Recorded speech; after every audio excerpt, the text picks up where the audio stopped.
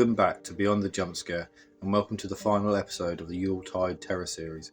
Hope everyone had a fantastic Christmas, as this episode is dropping just a few days after the holiday. We spent the last 3 weeks cataloguing classic holiday fears: the quiet dread of Black Christmas, the controversial mayhem of Silent Night, Deadly Night, and the creature chaos of Gremlins. For our final episode, we turn to a modern classic that dives deep into the ancient folklore, 2015's Krampus. This film, directed by Michael Dougherty, perfectly captures the stress and dysfunction of a modern family holiday, only to introduce a mythological figure that personifies the darker side of Christmas tradition. Krampus is a shadow of St. Nicholas, the horned beast who punishes the naughty. We're going to discuss the genuine historical lore of Krampus, analyse how the film uses a chaotic family dinner to set the stage for terror, break down the fantastic creature design used for Krampus and his monstrous minions. It's a deep dive into a holiday judgment and dark fantasy. Let's get into the Christmas spirit, or lack thereof. Unlike Santa, who rewards the nice, Krampus is a punitive figure of Central European folklore who punishes children who misbehave. He traditionally appears on December the 5th to whip naughty children with birch branches or even drag them to the underworld.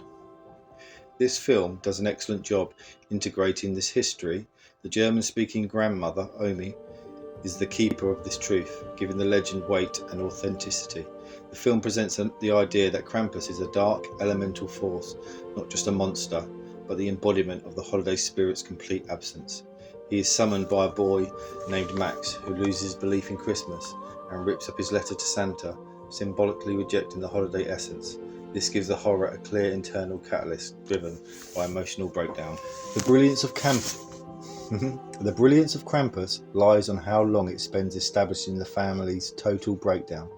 We start with slow motion shots of frantic, aggressive shoppers, immediately setting a tone of consumeristic stress. The entire Engels family gathering is an exercise in uncomfortable realism. Passive-aggressive comments, yelling kids, loud, obnoxious relatives, and simmering resentment. Max's despair, which causes him to summon Krampus, is completely understandable, because the holiday itself is miserable. The monster is not just a random killer, it is a direct consequence of the family losing their love, compassion, and the Christmas spirit. The horror is earned by the emotional friction we see on screen. Once Krampus is summoned, the film locks the family down. The simultaneous arrival of the relentless, paralysing blizzard isolates them completely. This technique is a horror classic. By cutting off all communications and preventing escape, the film makes the house feel like a prison. The outside world is transformed from a cosy town into a frozen, unforgiving landscape. The tension rises as the family realise that they are not just trapped by the weather, but specifically trapped by the creature's judgment. This isolation ensures that all terror is self-contained and unavoidable.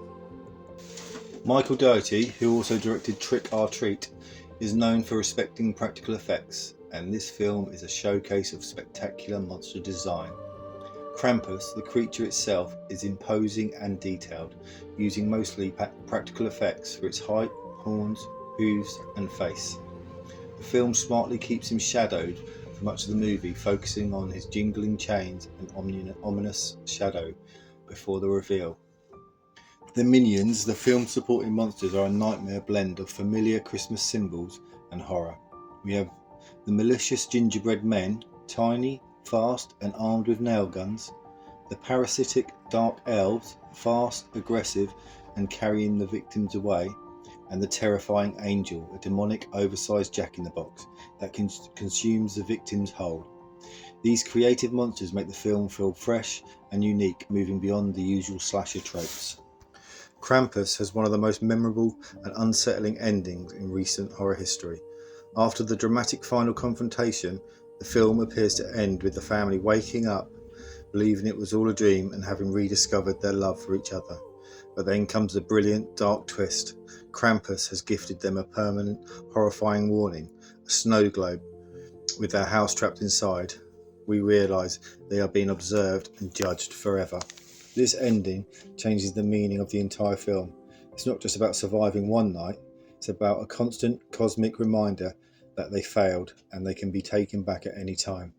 it elevates the horror from a simple creature feature to a dark fairy tale about the human condition and the constant threat of judgment. It's a chilling note to end the story on, ensuring the terror lingers long after the credits roll. So where does Krampus land on our official Beyond the Jump Scare rating scale? Jump scare score, it relies more on monster reveal and sustained dread than jump scares, so I'll give it 3 out of 5. Atmosphere score, dread and mood, the combination of the family stress, the blizzard and the folklore creates a perfect mood of inescapable judgment. I'm giving it a strong 5 out of 5. Gore score, it's a PG-13, so it focuses on implied violence and creature attacks rather than blood. I'll give it a 2 out of 5. Overall, it's brilliant, highly rewatchable dark fantasy and a must-see for the modern Yuletide Terror lineup. And that concludes our deep dive into Krampus, the film that reminds us that if you lose your Christmas spirit, something ancient and horned might come for you. What did you think of the ending? Did the family deserve the snow globe? Let me know your thoughts. This also wraps up our first season of Beyond the Jump Scare Yuletide Terror. Thanks for joining me, the Midnight Clerk, on this journey through the darkest corners of the holiday season. We've covered the entire spectrum, from psychological suspense to creature chaos, and it's been a blast.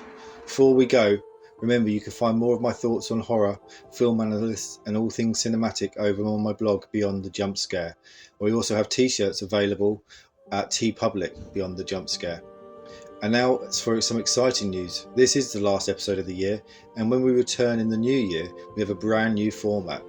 For my Christmas present, I received a poster which has 100 must-watch horror films on it. So each week, I'm going to scratch off and reveal one of those horror films, watch it, and then talk about it on our podcast. So get ready for the next year. And Happy New Year to everyone who's listening. And don't forget to subscribe. And for your daily updates, behind the scene contents, and weigh in on what we should cover in the next series, you can follow the show on Instagram. Just search for Beyond the Jump Scare. I always check my DMs. Thank you again for watching and listening to the show. We hope you have a festive, safe and spooky holiday season. From all here at Beyond the Jump Scare, we wish you a Merry Christmas and stay beyond the jump scare.